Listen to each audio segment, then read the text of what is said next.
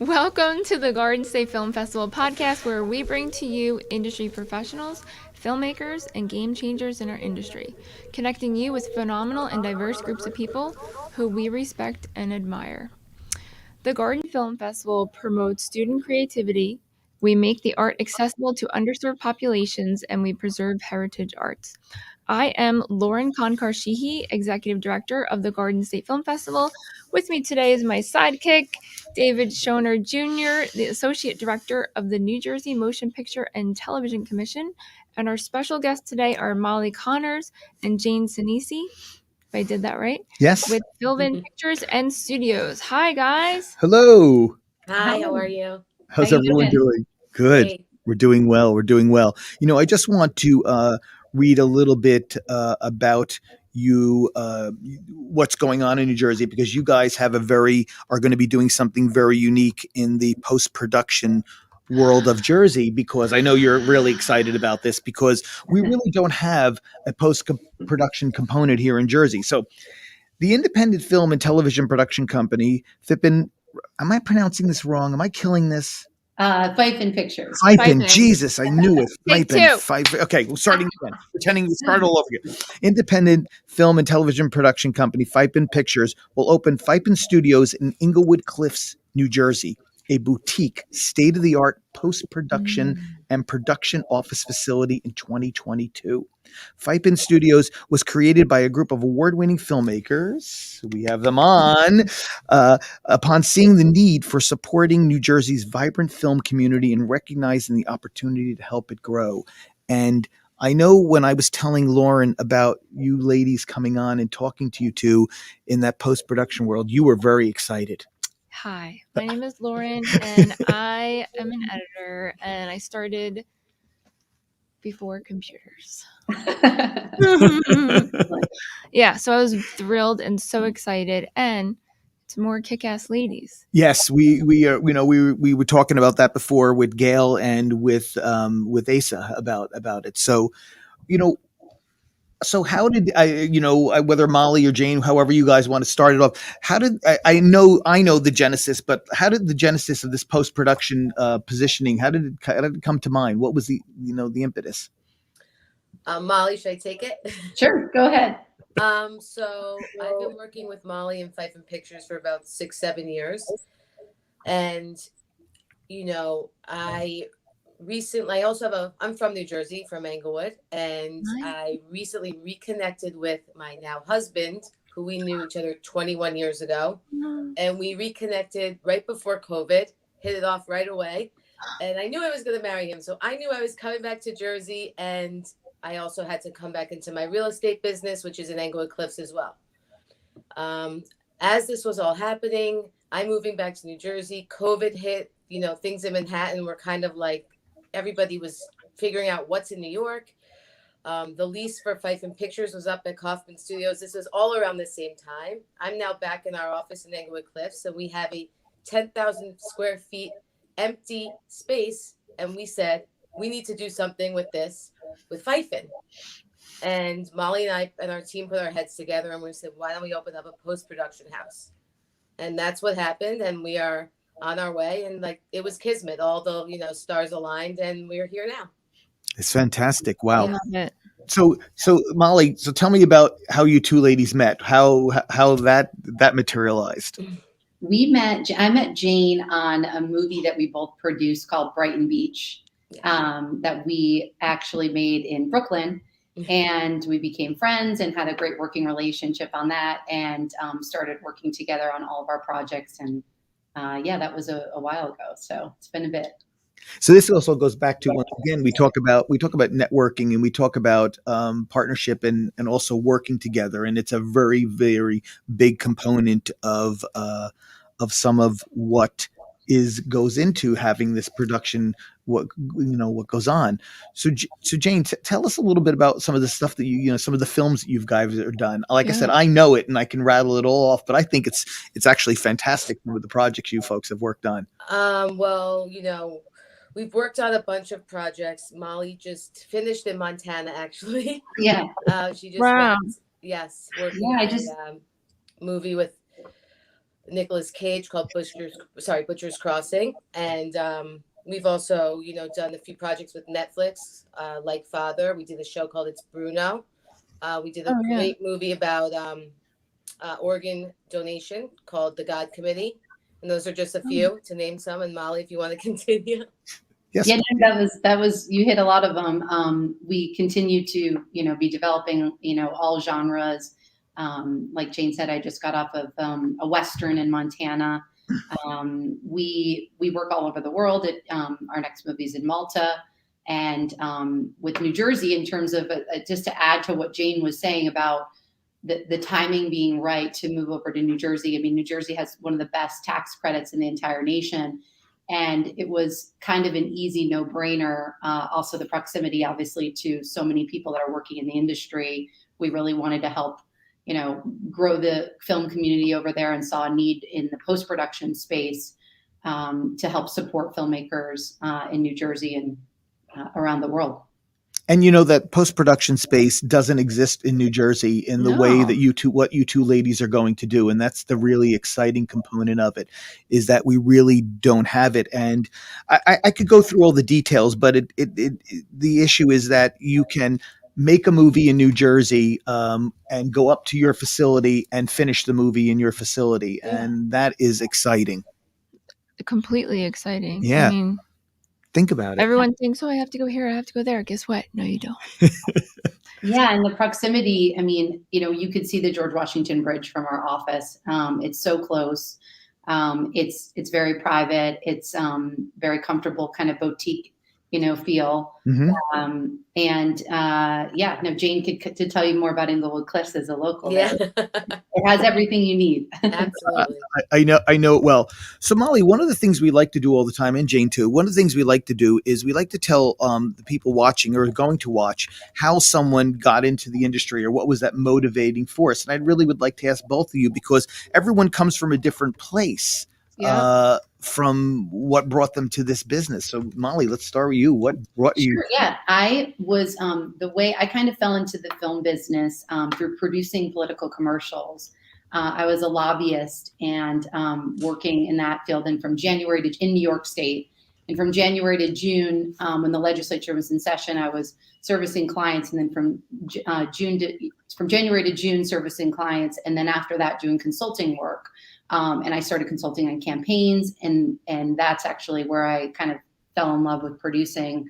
It kind of clicked for me. It was like the business meeting the creative, and I loved that kind of synergy. And I caught the bug, and I produced a couple shorts. I just with some filmmakers from Columbia University, and just did a lot of networking, and ended up meeting a great line producer who connected with me to a director on one of the first features that I made. And that's kind of how I got my start. But I never really kind of set out to do that. It just was something that ended up, I found myself in that space. So that's great. That's great. Yeah. Jane, what? Actually, I started probably a little later than Molly, but actually what had happened was a friend of mine, the earthquake had just hit in Haiti. And I had a few filmmaker friends that were also part of the EMT service for the Israeli Defense Forces. And they wanted to go down and help, first responders there, and also see if they could help, create any PSAs and whatnot to bring awareness. And they couldn't figure out how to get down there financially, and they were trying to fundraise this project. And that's kind of how I got involved, because I loved the idea of, helping, and also the story that they were trying to tell. And then putting this whole project together, we wound up creating a documentary that, was on Netflix and released in the theaters about 5 years after the earthquake. And that's kind of how I fell in love with producing too. And then I just started joining some other projects with friends of mine that were producing. Birth of a Nation was a huge one for me. And my friend, and then I met Molly, and that's kind of where I went on to continue partnering with Fife and Pictures. That's fantastic. Yeah. I know that the Garden State Film Festival is run by 3 females, and we're very much about diversity and inclusion, and also about diversity, inclusion, mentoring, and everyone. And it's great that obviously we're interviewing 2 females, and you're successful, and you're going to be opening up this massive post-production house. So I don't want to talk about a little bit about being a female in this industry and cultivating those type of relationships, because I know it's what the Garden State Film Festival does as well. Yeah, love to work with other women. Obviously, it's a bonus. I think what always draws me in is a story. When we're reading a script, and we've been really fortunate, I think, to have had both really at Fife, and whether it be Lauren Miller Rogan's directorial debut. We're working with Julia Stiles right now on her directorial debut, and we love those stories. And feel lucky when we can kind of find them. That's great. I think that one of the things that Governor Murphy also has done with our film and TV tax incentive is there's a diversity percentage. You get a bonus for diversity and inclusion, and I think having the post-production house there is going to be is even going to be more wonderful, because a lot of times most people are posting outside of the state, and even if you're a boutique place that's not this massive complex, it doesn't matter. You're going to give the opportunity for those independent filmmakers to be able to. Yes, I think it'll be even better, because then you have that intimate relationship, and you kind of go through the project a little bit better than going to a huge production house. And even with you with editing, I mean, it's there's a different vibe and feel. Yeah, definitely. Yeah. So what would you say if someone wants to get into the film business or is looking to get in? Obviously, we know about the PA boot camps and stuff like that. What is your sage advice? What is your advice for where you are and how they should work on that?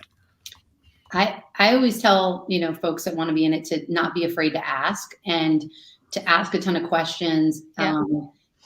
Just go up to producers on set or to department heads and say, I'm really interested in the camera department. Can you teach me? And not being afraid for someone to say no to you, because it's the worst that can happen. So just really putting yourself out there and just saying, hey, I want to do this too. How could you help me? And that's really how I've mentored so many people too, is ones that really just, have that kind of first step into that. And that's how I kind of encourage like folks that want to be in this space. Yeah, I agree. I think you got to just dive right in and just, like Molly said, don't be afraid for the no's, but you're also going to get some yeses, and people, they want you to go along with them for the ride, and listen to absolutely everything, absorb as much as you can, because you can learn so much from all different people, from the top down, bottom up. Everybody has their own experiences, and they're all valid and interesting and important. And I think that's how you gain, as much knowledge. It's interesting because there's been a recurring theme throughout this, and it's asking, but also I like the word is listening. It's Absolutely. Actually listening. People have been talking about that, and I think that's underrated sometimes. And I think that, I don't know, I just think that's underrated, the fact of just listening to something and figuring out how to listen, and that's a great way to advance. Definitely. I think it's because we have these zombies.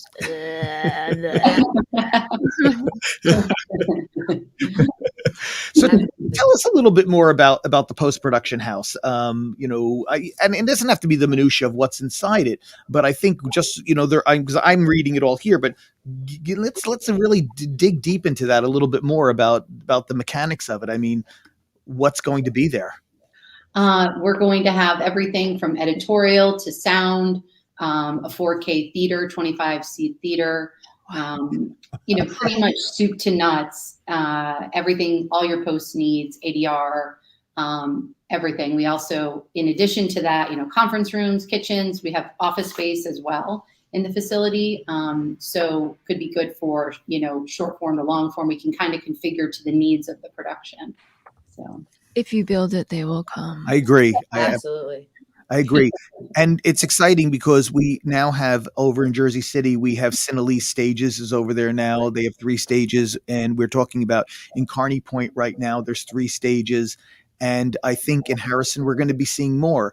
And it's the ability to offer when the filmmaker comes in that they can do all the level of stuff that they need to do here. I think that's going to be a fun thing to have because you don't have to leave. Are we a one-stop shop? Yeah, I think that's the phraseology. Yes. Yeah, you don't have to leave.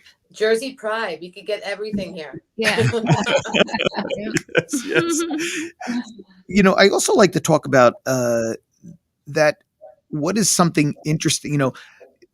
We talk about filmmaking and we talk about producing because you're both producing, and it's about adaptability and meeting challenges and as things are thrown at you. And I just wanted to maybe ask each one of you, something that how you adapted to something that was going on, because the film business, a lot of people know. We talked to a house location service today, and it's about how things are always moving, and you have to be able to adapt. And maybe you have an insightful story about something that happened that you adapted to that we can give our audience, they can get something from that.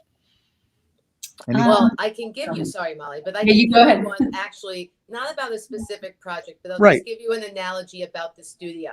Okay. And Molly can laugh at this, but we are building this, state-of-the-art studio in Englewood Cliffs. And I'm not sure if people know this, but Englewood Cliffs sits on rocks like bluestone. Oh, So wow. as we're Yeah. building this studio, and we're full steam ahead right now, we hit some rock. And so we had to drill, and they told us no, it's going to take more time, but we got through that rock. And it was Amazing. tough. And it was tough to get through that rock. And Yeah. we did it. Oh my And gosh. we held that building up. And we did it, and we're through. So I mean, there couldn't be a better analogy for making a movie than having to drill, against some of the toughest material. And with the rock as your foundation. Yeah. Absolutely. That's awesome. And we got it. So God, I can't wait. I definitely think that's one of the better stories. Yeah. Because that is it's a big deal. And even, Molly, you're coming back from producing, and, you're on the set, and there has to be, there's that thing where like, okay, well, we have to balance the budget. We have to balance the location, staying in those artistic needs. And it's a interesting place to be. And if you can balance it and still pull it off and make a great product, that's a big deal. Absolutely. Yeah. On the project that I just came off of, weather was a big component. Some of the scenes were in fall, some were in blizzard, and we were shooting in Glacier National Park, and very cold, different weather patterns than, anywhere else pretty much in the United States. And we did run into, some snow, like not getting snow when we needed it. Cause how can you, we were lucky enough to have, shift to, there were no stages up in, Glacier National Park, but we ended up being on somebody's farm and building an amazing cover set with our fantastic, head of departments, and, shifting our work and all of our, we don't have interiors in this movie, but we built, an amazing stage and, I'd say, at this farm, and just did all of our camp work and everything there. And it ended up being something that was fantastic and actually, so much easier for us to continue making the movie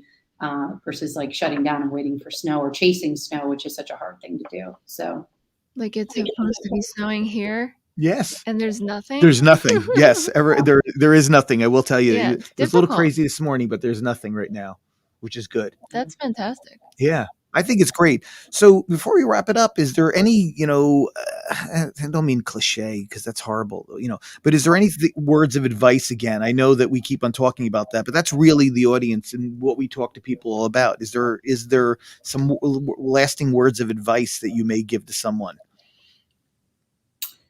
To an aspiring young filmmaker, I mean, just don't be afraid to ask and pick up the phone and call people who you want to meet or email them. You'd be really surprised how many return phone calls and emails you get back. Fantastic. Yeah. Great. So it's really exciting. New Jersey doesn't have it. These ladies are going to give it to us, this incredible post-production facility in Englewood Cliffs. Oh. And we're going to see it in 2022. And, it'll be nice maybe when they're up and running to come down to the Garden State Film Festival and talk about that component of it. Yes. Yes, you have to. We have a Absolutely. Count us in. Massive captive audience with filmmakers, independent filmmakers, and of all budget size. If Wonderful. something, when they submit their films, if something is out of sync, I fix it. Sound is Audio. I was going to No, say even out of sync with the lips and the Oh, audio. okay. And then when their audio is just, oh God, yeah. But I'm like, why am I doing this? I shouldn't be doing this. They should be doing this. yeah. So Everything's fine. yes. But that's awesome. I hope that you can join us. So in person, we're March 23rd to the 27th in Cranford, New Jersey and Asbury Park. So we'll send you more information, but I hope that this is a long lasting relationship.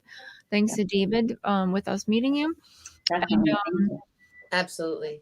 And then our virtual component of the festival is March 28th to April 3rd, so that no one can cry they didn't get to see anything while they were having fun in person, because you have time to go back to work and watch whenever you're ready. So with that, thank you guys so much. Seriously, thank you for Thank what you. you're doing. Yes. Thank you. For just having the energy to be like, we're effing doing this. Jersey Bedrock style. or not, Yeah, bedrock right. or not, we are doing it. We And got it. And if you Yeah. come out to the festival, hit me up, and we would love to have you Yeah, come we down have and, to meet. and let Yeah. you meet everyone, because you're gonna fall in love with the three ladies that really run the festival and the backbone of it. They're amazing. And, well, they know Awesome. that. Yes. Thank you. Yeah. But thank you so much, and just keep us in the loop with everything. I'm Absolutely. so Thank impressed you, with what guys. you're doing, and it's phenomenal. Oh, thank you so much. Thanks. Thanks Thanks. for having us on. Thank you. Take it easy. Thank you. Bye-bye. We'll see you next time. Bye. Bye.